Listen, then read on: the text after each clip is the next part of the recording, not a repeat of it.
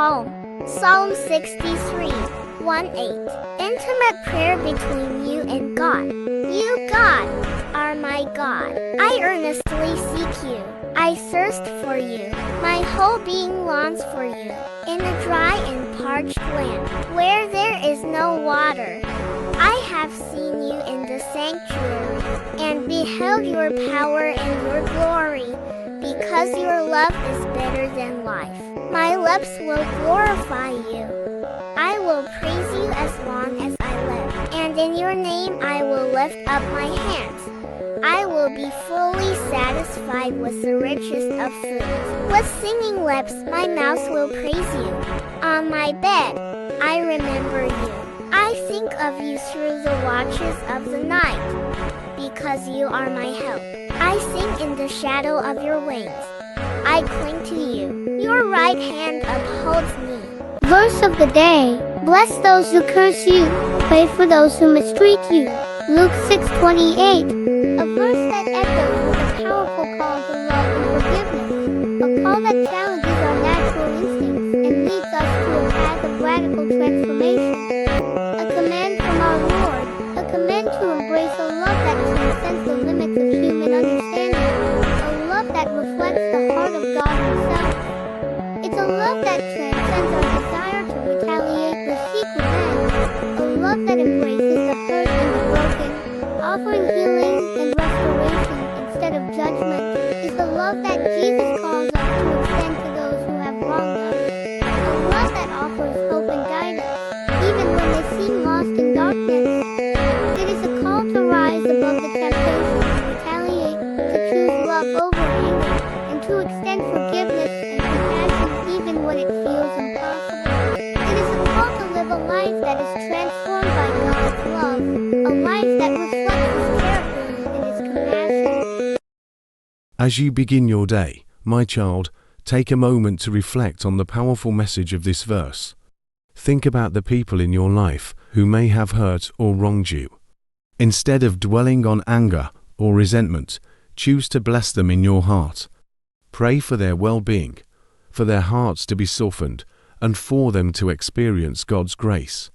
As you navigate the challenges of your day, my child, remember the power of love. If you encounter someone who is difficult, unkind, or even hostile, take a deep breath and choose compassion.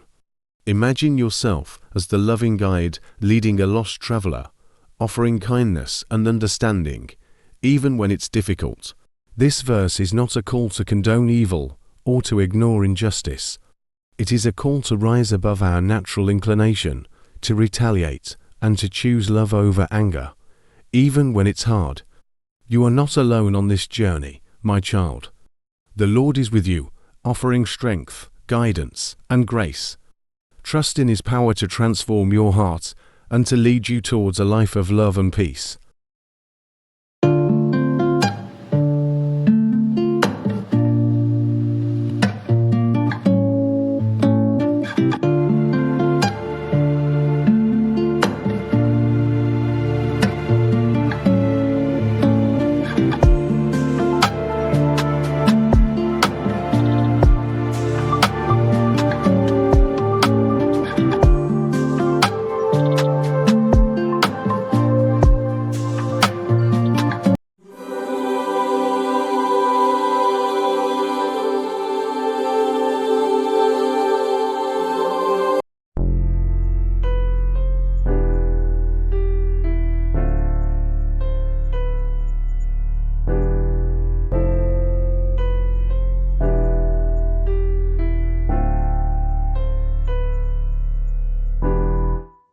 Cursing is a concept that carries weight and complexity in the Bible.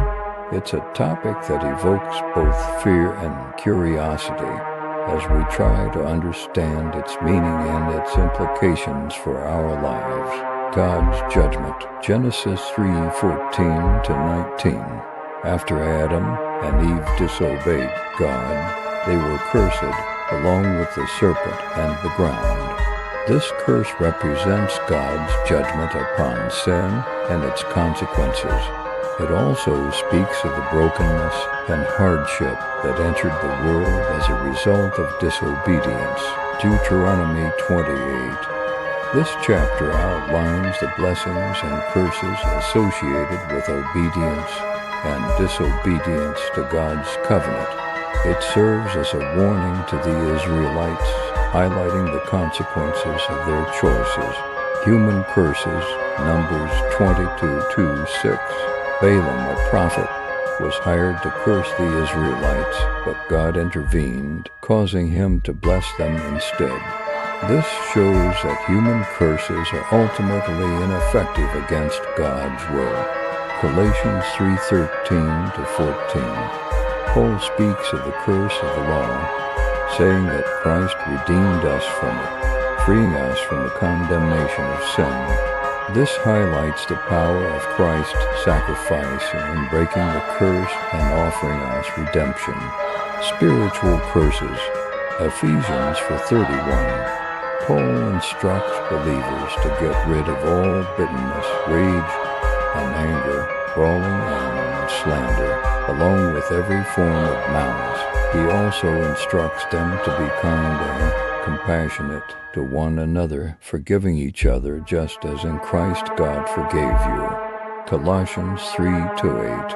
But now you must also rid yourselves of all such things as these: anger, rage, malice, slander, and filthy language from your lips. 1 Corinthians 5:11. Paul instructs the Corinthian believers to stop associating with anyone who claims to be a brother or sister, but is sexually immoral or greedy, an idolater, a slanderer, a drunkard, or swindler. Do not even eat with such people. This highlights the importance of avoiding those who promote unrighteous practices and the need for healthy boundaries. Key points to consider. Context is crucial. The meaning of cursing in the Bible often depends on the context of the verse. It's important to consider the specific situation, the people involved, and the overall message of the passage. God's authority. The Bible makes it clear that God has ultimate authority over curses. Human curses are ultimately ineffective against His will, and His blessings can overcome even the most powerful curses. Redemption and forgiveness. Through Christ's sacrifice, we are redeemed from the curse of sin. We are offered forgiveness, reconciliation with God, and the power to break free from the chains of curses. Christian living. The Bible emphasizes the importance of avoiding cursing others and speaking words of blessing and encouragement. We are called to live lives of love, peace, and reconciliation, reflecting the character of God. Remember, my child, that the Bible is a complex and multifaceted text. It is essential to approach it with a heart that is open to understanding and seeking guidance from the Holy Spirit.